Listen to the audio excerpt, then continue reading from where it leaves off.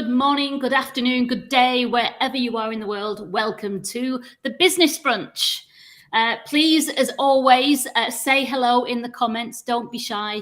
Tell us who you are and where you are watching from, please. So what is this all about? We are your working from home team. We are here to cheerlead you into the week, and we're your biggest fans. The world is quite a tough place, as we know, and it's difficult when you don't have a community to share with and just get things out with, now more than ever. So please, this is your community, so use us and talk to us and let's share it. It's kind of like when we all used to go into offices and we'd catch up around the kettle on the Monday morning. We'd ask, how are you? What are you up to? So whilst you're saying hello in the comments, and please do, and don't think that you're on your own and nobody else is watching, because we're going out on many different channels. So you might think you're the only one, but there should be a few others out there. So don't be shy. Say hello, and as more and more people say hello, that'll become more and more apparent, and we'll share more and more comments. Whilst you're saying hello and introducing yourselves, and before we start bringing those comments in, I'm going to tell you a little bit more about who we are and the format of today's show. So first, let me introduce you to my wonderful co-hosts. We have this side, we have Melinda Ward. Melinda is a business strategist and consultant. And so anything about strategy, she is here to help. And here we have Sarah Farmer, who works internationally, as does Melinda, and she is an executive coach, helping you to get that unshakable belief. I just so love that. Just so in love with that. That resonated with you today, didn't it? It really did. And then I'm in business-to-business marketing. So the format of the show. So as I said, it's a catch up around the water cooler first. We're going to ask, how was your weekend? So get ready to tell us about that. We're going to ask, what are you looking forward to this week? Or what are you not looking forward to?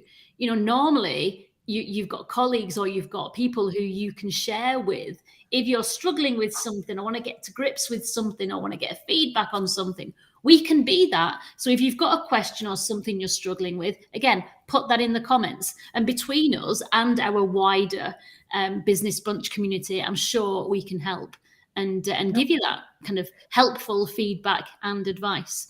Yeah, then we get to the, sorry, go on, Linda. I was going to say, Vanessa, we've got a few comments that have come in. Would you like to say hello to some folks before we move on, before it gets too voluminous? Yeah, go for it. All right. We've got Lucy has joined us, which is lovely. She's also, Lucy Grinwald's got her own show on Fridays, so you can bookend your week really nicely. You can. Hey, Lucy. We have LinkedIn user. Hello, ladies. Is that Joanna Bell? It could well be. Highly likely. Let's say hello to Joanna just in case. Yes. And Carol from Central New York. Good morning to you. Good morning. And we have Christine. Good morning. First time catching the show. Welcome. Lovely to have you here. There we go. I got them mixed up. Sorry, clicked the wrong one. We've got, let's see, Victoria. Hello, ladies. Hello, Victoria. Hello, Victoria. And we have Kezia.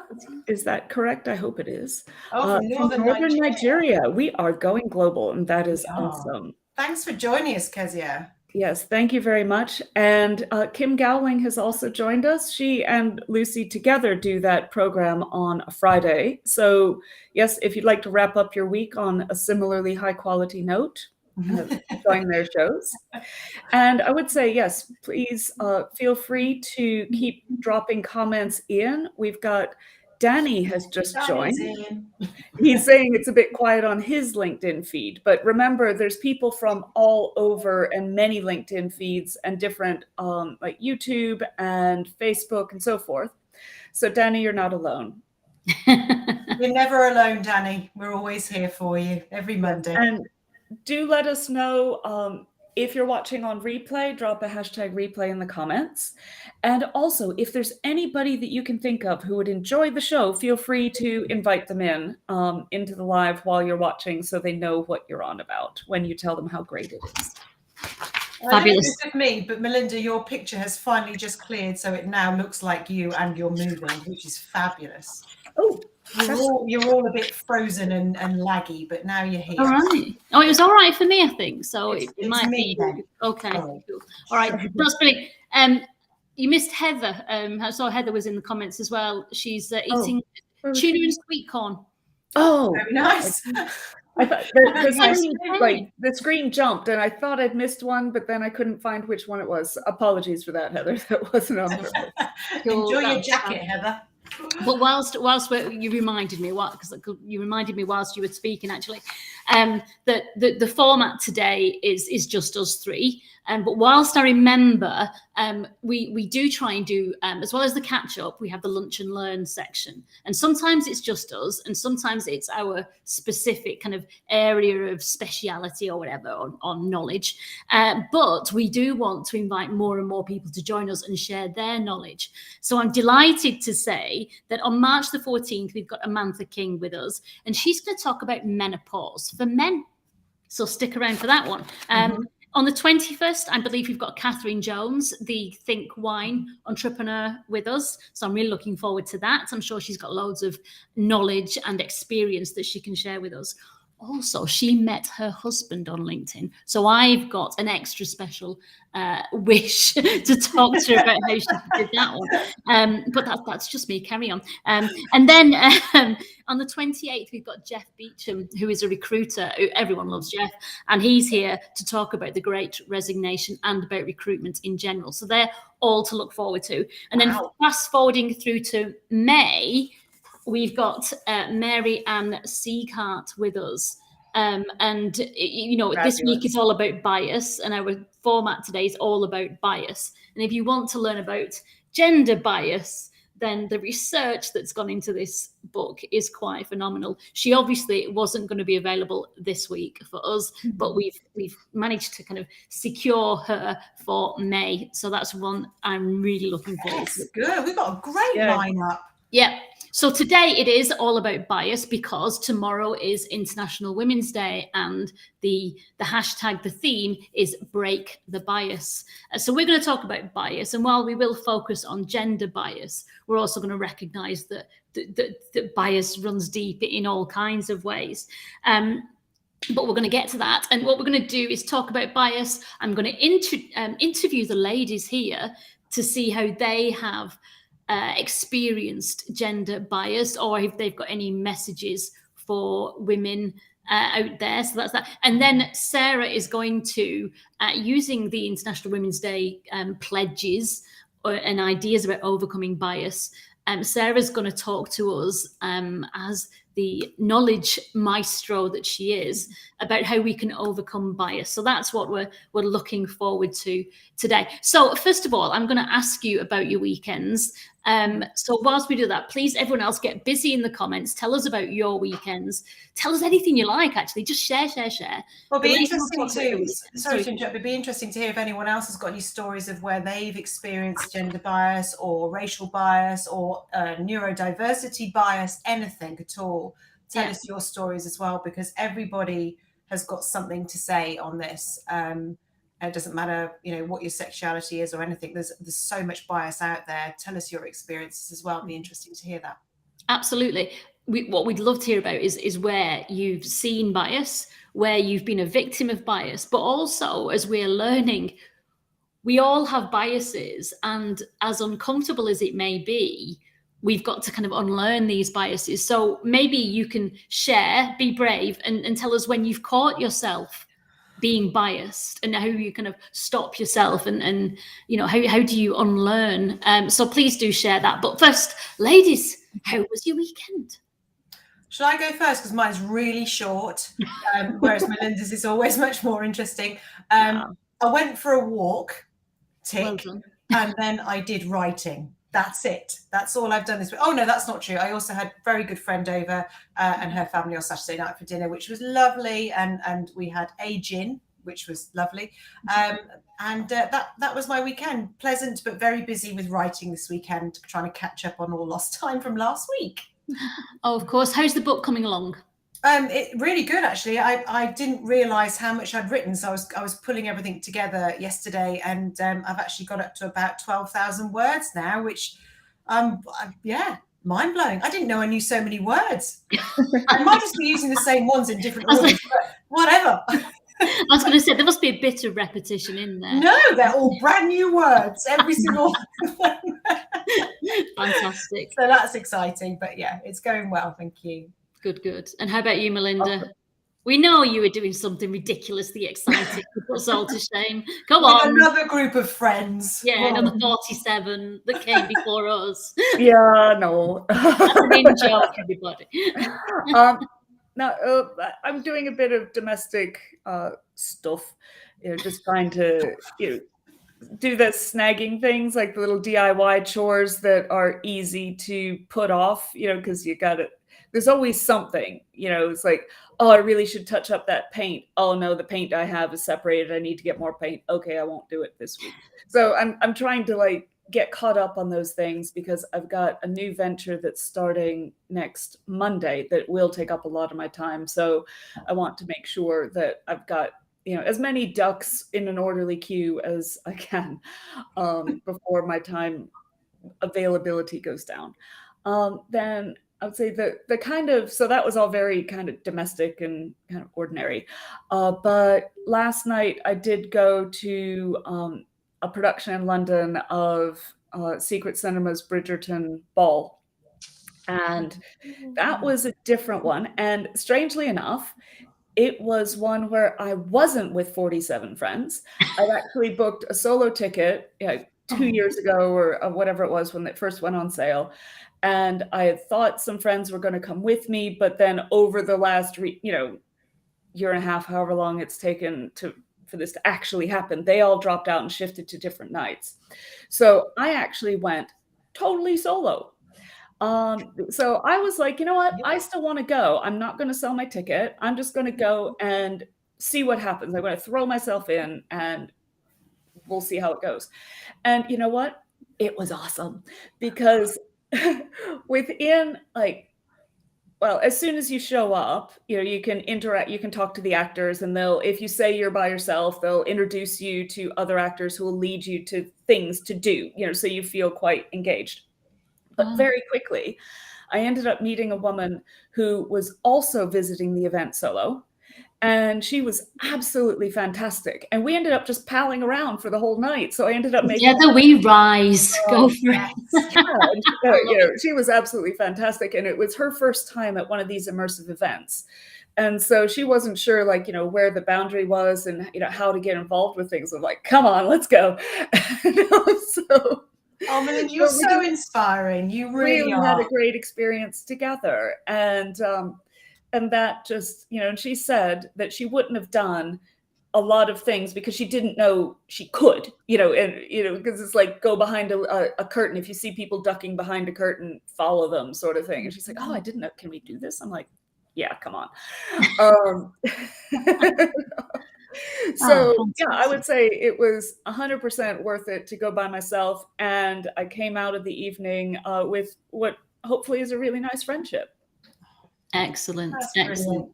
That's really inspiration. I would say is a really good result. Yeah, that's lovely. Very brave. And for there's so many people that don't go to things on their own and feel uncomfortable even going with somebody else. You really are, shouting up for those women who, you can do it. Go out and meet people, and you're just, you inspire me daily. No, fantastic. I think, when I was in my 20s, I went on holiday quite a lot by myself. And they were always the best holidays because you would meet so many people. And it's easier for some than for others to meet. I know that it's not for everybody, but I had some amazing holidays when I went by myself. So I'm not scared of going to places by myself. But that going to a ball, with the tiara as you did with tiara on the tube yesterday. I know. Yeah, there might have been a tiara on the tube yesterday. That's fantastic. Amazing. So what did I do? That prompted a couple of comments, actually. Go on, bring them on. Let's see what people are saying.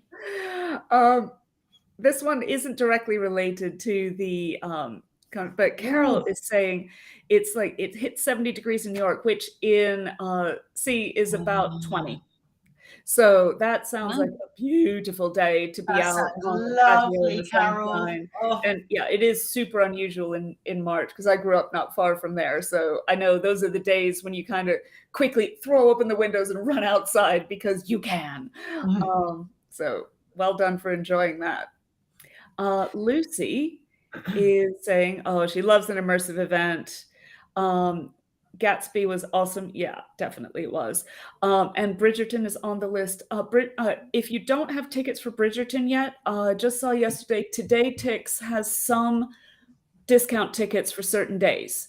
So it's worth having a look at Today Tix because you could save quite a bit of money on admission if their schedule matches yours. Cool. Just keeping an eye on time, ladies, as well, just so we can get into. We're getting. Finally, it's Christine saying, "Love this idea." So. Not that I don't want to hear about your weekend, Vanessa. I just want to make sure that we get on to the business brunch bit. Great volunteering stuff. It's all on the LinkedIn feed. There was a great video from Vanessa. Or was it? So I'd videoed saying I was going to go volunteering, and then on the Sunday I shared all the photos from the Saturday volunteering. It was incredible. We didn't have 70 or 20 degrees, but we had blue skies and sunshine. And the past 6 months of volunteering, it's just been in rain and freezing cold. But we got a great number of volunteers, and it was just like back to normal. And the staff team did food. So we had a vegan Thai curry, and we had a lamb and pea keema, and we were working on this waterfall section, which is beautiful and has been untouched. And so I was, knee deep in stinky silt, kind of desilting these ponds. And I found it's just my happy place, deep in mud. It's got to be. Absolutely loved it. My back was broken yesterday, but it was so good for you. Amazing. Yeah. Oh, there's we're coming on to bias next. So we'll start with. Let's move on to bias. So break the bias is the theme. And I've posted today, which is a bit controversial because we say that bias is showing up everywhere. And if the Ukraine war, for example, we know that there was a martial law passed which said that men between the ages of 18 and 60 weren't allowed to leave the country. Now, I'm not saying that's right or wrong, and I'm not passing judgment, but it is bias, isn't it? It's gender difference. One sex can do this, another sex cannot, and it shows up everywhere. And so I mentioned that on my post. It's been a bit touchy, but that's a fact of life. And so it can be uncomfortable and it can be difficult as we recognize bias within ourselves, but that's what we want to talk about, and that's what International Women's Day is wanting us to talk about, so that we can break down these biases. And as I said, it can be gender, sex, race, religion, class, disability, even regions and accents. And there are so many biases that we have to be aware of and unlearn. And what does it say behind you, Sarah? Catch it, understand it. Catch it, understand it, and change it. I was, catch it, bin it, kill it. Yeah. It worked for them, so I thought it might work for us. It sounds good to me. So what we're going to do is I'm going to interview the ladies here and ask them about break the bias. And what I would say is maybe after every question, we'll come to the comments so that we can see what other people are saying, because we want you to talk about bias and where you've witnessed it or been a victim of it or seen it in yourself. And maybe you can answer the questions as well. And we'll try and get through as many as possible in the short time we've got. So number one, to Melinda first. How do you personally break the bias? Big one to start. Well, I like to make a point of seeing people that I'm working with, whether it's in a client team, a project team, people who are really having a lot of potential, but because of over time just being sort of told to hang back, I like to draw those people out and bring them into the situation and really showcase their knowledge and showcase their skills with their agreement, of course. But there have been several people I've worked with over the years, whether they're people with color or women or people with disabilities, who just because of systemic bias have learned, unfortunately, to really, just hang back. And that I find tragic. So anytime I see that, if I can kind of take them aside and say, right, you know this, you've got this, let's do this together, and then kind of bring them forward, and really advance their cause. That's what I aim to do anytime I have the opportunity. Fantastic. Now that's a really, and it's good to be aware and notice when people are hanging back, isn't it? And just, it's not, not waiting to speak all the time, but it's really reading the room. That's excellent. How about you, Sarah? What do you think about that? Do you? I think, well, the job that I do is all about breaking down beliefs and untruths that we tell ourselves. And one of the biggest ones is around bias. I can't do this because I'm a female in a man's world. There's all of these things going. So I guess what I do to help it is deal with it with all my clients and see where these biases are coming from, help them understand, what's going on. You need to catch it first, understand that you're doing it, understand it, and then do something else instead. And everything I do on LinkedIn, everything I'll be writing about in my book, it's all leading to help people understand the truth about bias, which is that it's something that we have chosen to believe, and it's a pattern of behavior that's really hard to change. And it's an unconscious pattern of behavior and actions. So if we don't spend time understanding it, catching ourselves doing it, nothing is ever going to change. But I do think that we all have a responsibility to keep talking about it and accept that it's happening. And I just try and address that in every post. Everything I do is to help people understand what's going on better. And if part of that is understanding bias, then brilliant. So I'm doing my bit. But actually, from my point of view, I have to do this as well. Yeah. I know when I'm doing it. And I know you're going to ask for examples of that. And I've got one I'm not proud of. So I'll save that. Okay. All right. Shall we just bring in a few comments?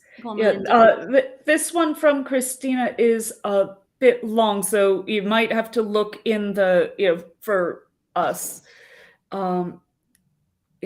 Christine's had some challenges around just people making the assumption that, the popular term is like mansplaining, isn't it? That, even though she's got a business degree, that she needed to have some very basic terminology explained to her in meetings, and, that sort of stuff. It's regrettably common, I would say.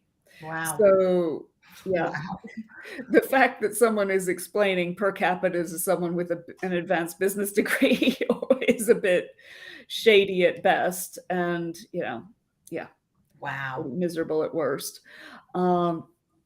Next we have Lucy is the classic, oh, you don't look like you work in tech. Yeah, I'd love to know what you're supposed to look like. Actually, I've had this before because I have a degree in applied chemistry. And when I ever mention that, it's not something I drop into conversation very often. But if ever I do, I get, really? Yeah. Why? Why not? Because I don't look like a chemist. But, there's bias there, isn't there? Should you always be wearing the white coat? A white coat and goggles. Yeah, I do weekends, but I keep it free from the week. Yeah, it's just a weekend thing. Good, good. And bit more depth from Christine here. She talked on a recent LinkedIn Live about communicating, what do you hear and who do you hear? That's an interesting point, though. And Sarah, you might be able to speak a bit more on this. Like, is it people thinking something else? They're not hearing you speak, they're hearing somebody else speak, or the voice of somebody else. Yeah, it really depends on what your beliefs are and how you make decisions about people and what you're feeling and everything else. There's so much going on that will change what your perception of what is being said. there's so much underneath all of this. I can only see half the comments. I don't know what else has been said, but a man may hear a nagging wife, a woman may hear a domineering husband as a broad example. So I mean, I do know in a previous role that I was in that, you know, how I behaved as a strong, confident woman would have been seen as something very different to a lot of the men in there. And I know it was because of the way they behaved. So yeah, it's really interesting. Awareness is absolutely, Carol's right. Awareness is absolutely key.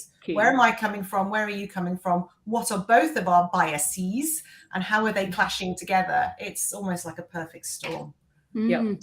Going from what you just said then about your career, and you said that, you know, you were perceived differently. So that's the next question. Thinking of your careers today, I know that both of you have worked in quite male-dominated industries or sectors before, so you might be more aware of it than others. But what barriers have you faced in the past in those male-dominated industries?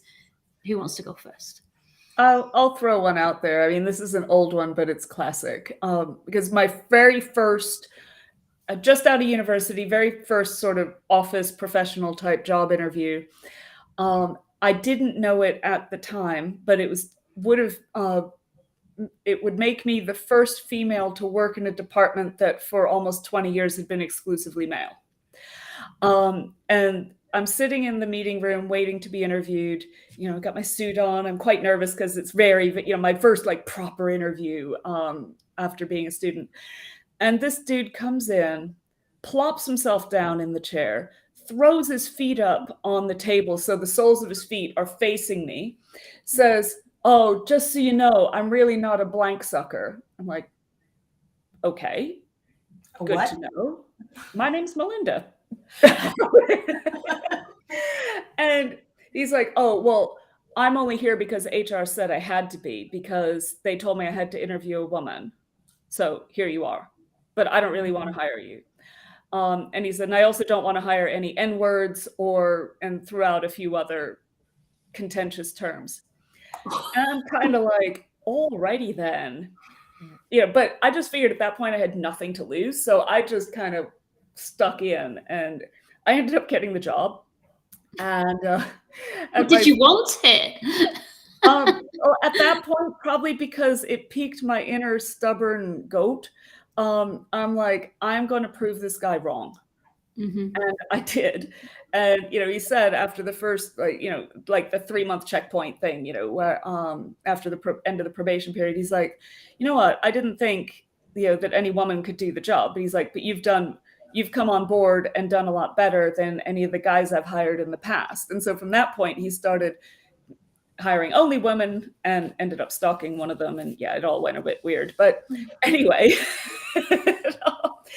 it was just one of those things where, boy, talk about trial by fire. You know, I walk in the room on the first day, and, you know, on the back of the door, there's a Playboy calendar pinned up, and, you know, all these guys are just kind of like, "Oh."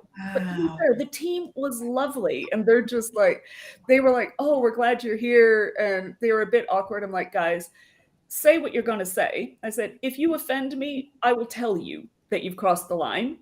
And if you do it again, then I'll get upset." And they're like, "Oh, okay." And then we were good. So. Wow. How about you, Sarah? I don't think I've ever had anything quite so overtly obvious, but there's been so much insidious stuff. See, more words. I've learned a lot of words recently. Insidious stuff going on underneath. And I used to think it was because I used to think it was my fault because I was a strong driver type woman. I was strong-minded. I used to think it was my fault. And it wasn't until I looked back and realized people just couldn't handle it. I think the worst case of it has got to be when I spent 2 years in IT. And I just walked back into something that feels like 100 years old. It was so archaic. There was literally a few women there. There were a few women in leadership positions, but they were the alpha, aggressive, nasty, trying to keep up with everybody. They were vicious. So if you weren't like that, you didn't get to the top.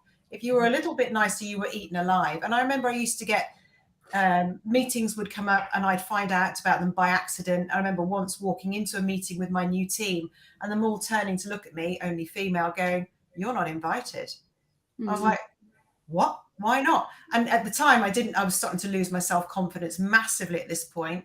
And I turned around and walked away with like my tail between my legs. And I thought, so I've done something. And I look back at that now and think, would they have done that to a guy? No. Truthfully, probably not. Probably not. But it was just, whether I was a woman or not, it was the fact that I was excluded. Doesn't matter what my sex was, I was excluded. And there's so much exclusion because of bias. Now, I think the real bias was they didn't want me involved in this big deal conversation, because then I would have to have a share of it, and they didn't want to share it. So there was fairness at play. There's all sorts of things going on. But I have to say the best place I've ever worked where there seemed to be no bias, and people might disagree, was in the pharmaceutical industry. It seemed very equal all the time. That was a great place to grow up. So when I moved into IT, it was a real eye-opener to go, wow, this actually happens. Yeah. And God forbid if you ever got period pain or something, sorry if there's guys listening, but you know what, it happens, and you used to be off sick for that, you were really frowned upon. And, you know, there was all sorts of stuff. And if you ever talked about having children, I remember once one of my bosses saying to me, whatever you do, don't have kids, because it'll just ruin your career. Right, maybe that was slightly overt, come to think of it. We've got a few comments come in. Should we have a quick look then? Yeah, let's go for it. Lucy was saying, yeah, she's been told she was only hired because she was female. Well, hopefully you proved to them that you actually were the best person for the job, even if they didn't see it. Christine, this came in, I believe, when you were speaking, Sarah. And we've got Lucy, Queen Bee syndrome. Oh, is that must be for those, you know, the super alpha, you know, women who are just overly strident, shall we say? Yeah, they hadn't learned that they could be female, show empathy. They felt they had to take on this male-dominated persona. You know what I mean? Just this, what was supposed to be the leader, because that's what the other leaders were doing. It was a horrid environment. Horrid. We forgot, actually, I was going to ask you to kind of share some statistics, wasn't I? Yeah. Forwarded past that. But just as you were saying, because I kind of pulled some out of this book, and there's a huge survey, Women in the Workplace 2020. This is from Marianne Siegart's The Authority Gap, where almost 600 companies were questioned, with over 250,000 employees taking part. And for every 100 men promoted to manager, there were 38 women. It's worse for women of colour than it is for white women. So it gets gradually worse and worse. Yeah. But you were saying about the pharmaceutical company and where you thought it was kind of more even.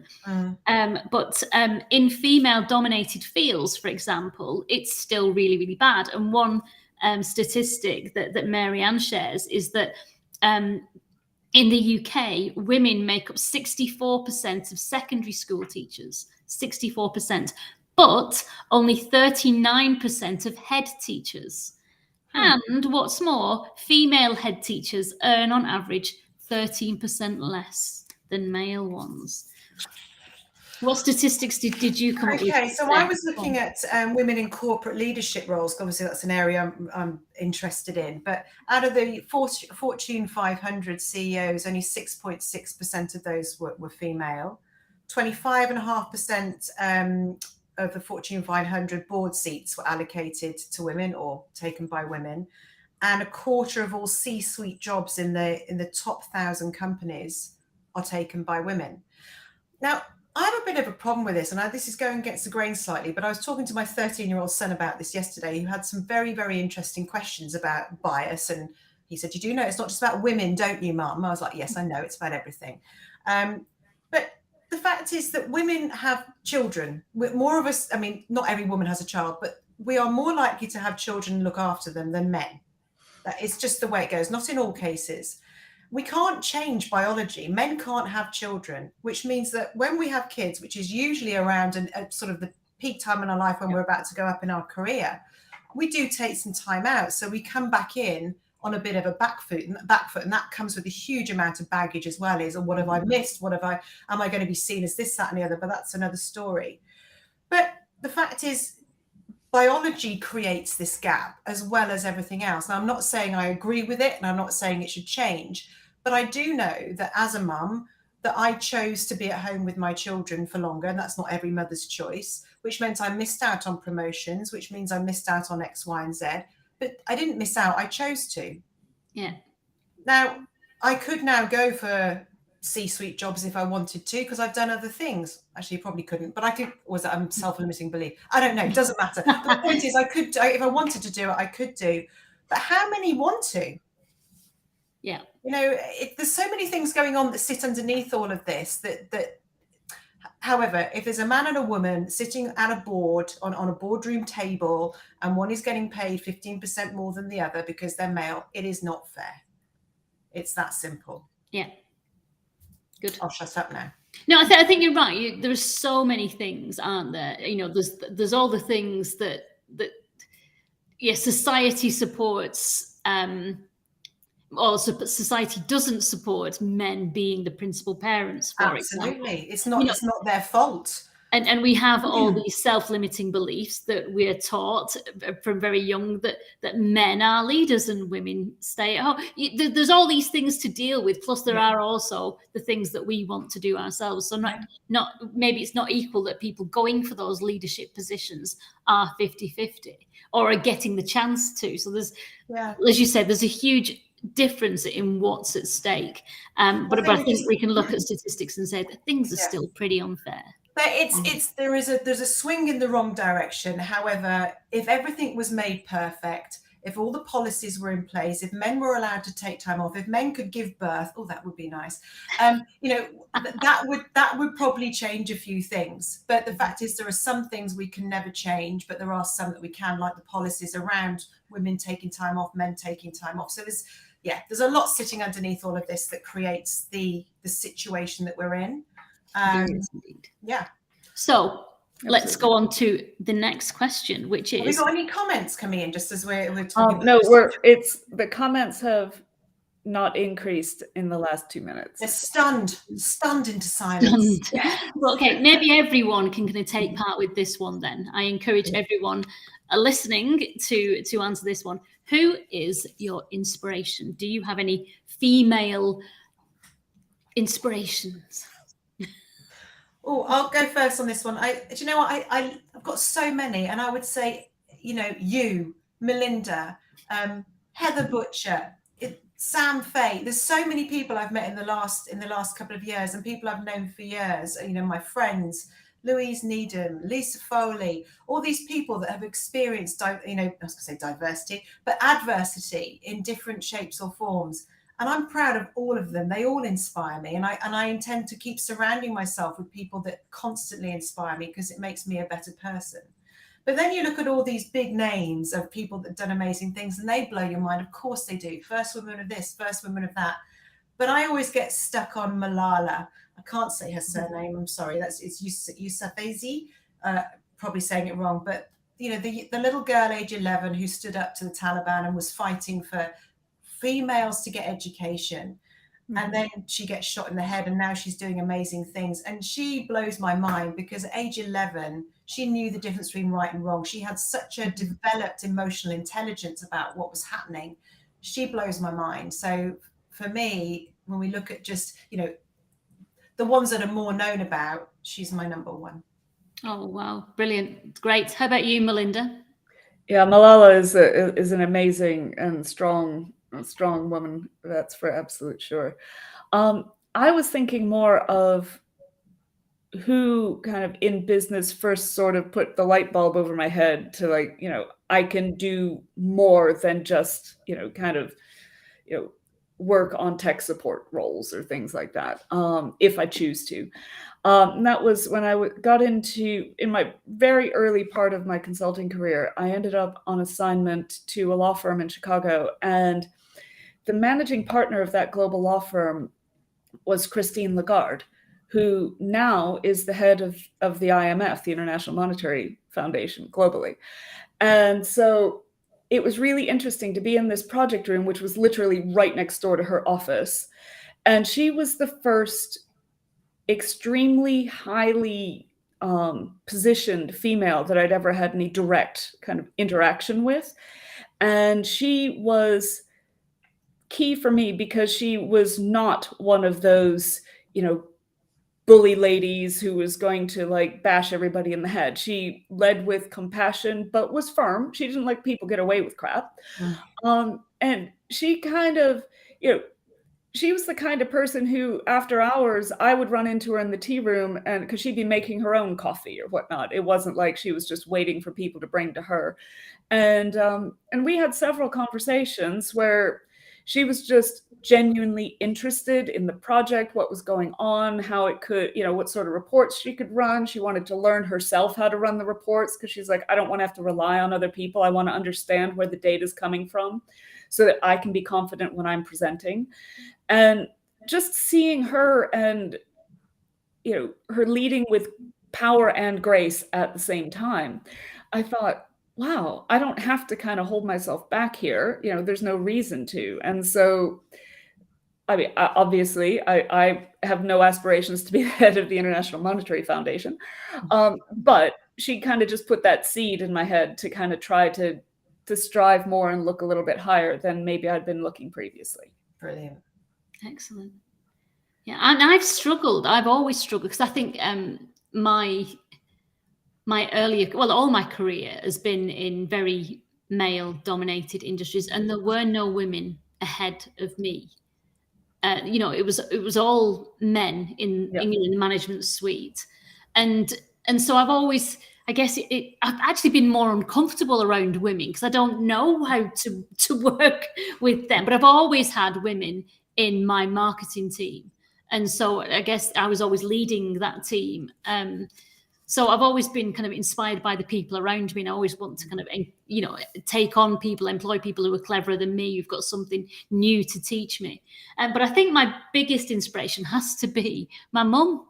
My mum was always extremely shy when she was young, wouldn't say boo to a goose, and did what she was told. And when she then had me and my sister, she was absolutely determined that we wouldn't be shy.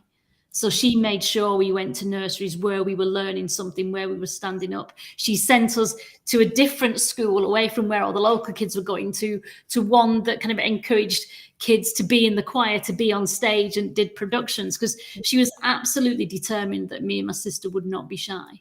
And she succeeded. So well done, Mom. Thanks for that. Yeah, that's awesome. Have we got any comments? Yeah, go on. Yes, I was going to say in the last 2 minutes we've gosh. Yeah, exactly. Oprah's a classic, isn't it? Good shout there, Lucy. Yeah, excellent. Definitely. Right, so we're gonna have to kind of fast forward then and stop the interview and go straight to Sarah. And what can we do to break the bias? Give us a few quick tips before we end. Right. Okay. So in last week's show, was it last week or the week before, when we did a bit on communication, I was talking about we receive an event to our brain distorts, deletes, generalizes it, and makes an opinion on what we believe to be true because of everything we've ever learned before. So it's back to that again. We are hardwired with these biases. We can't help it. It's just an innate response that happens to us. So we need to, first of all, catch ourselves when we're doing it. We need to understand and challenge ourselves, which can take quite a bit of time and work. But, why am I thinking this? Where's it coming from? How do I know this is true? And what else could be true instead? And until we start challenging ourselves and catching ourselves doing it, nothing major is ever going to change. But if we can do that and we can understand it and we can start to put different thoughts, feelings and beliefs into our minds that actually help us accept difference, because that's what we're doing, is we're rejecting difference. And as soon as we see someone different to us, even if it's in the regional accent, we immediately feel a repulsion rather than an attraction towards them. Now, we can overcome that, of course, but as this gets bigger and stronger and we look at these bigger, stronger examples, that becomes harder to do. So notice you're doing it, understand why you're doing it, get help if you're stuck in it, learn how to, and then we can all start to change it. And that is the only thing that's going to make the biggest changes. And, companies can put in policies in place that allow this to happen. more easily, but everybody has to be on board. Everybody has to be talking about it and trying it, and that's what will change the future. Excellent. Thank you for that. So before we leave, there are 5 pledges that International Women's Day put forward that we can all adopt as we go forward. So they are: I will forge the positive visibility of women. I will celebrate women's achievements. We will call out gendered actions or assumptions. I will help forge a gender equal world, and I will challenge gender stereotypes, discrimination, and bias. And if we think about that beyond gender and into race and disabilities and religion and neurodiversity, absolutely, into everything, if we catch it, if we try and understand it, and as we change it, as Sarah says, then we can be allies and we can make change, can't we? Together we rise. Absolutely. Some last words from Heather as well. A great aunt and grandma were formidable women. They told her if she wanted something to go out and get it. Yes, and therefore we shall leave you today. Thank you everyone for joining us. Please do, if you catch on replay, tell us who you would like to see in this spot with us, who's got some knowledge to share. Do you have knowledge that you want to step up onto this platform and share with us? Let's all celebrate diversity in all its forms. Let's get rid of bias. And until then, we'll see you next week. Thanks for joining us, everyone. Thanks for coming. Bye. Thank you. Bye.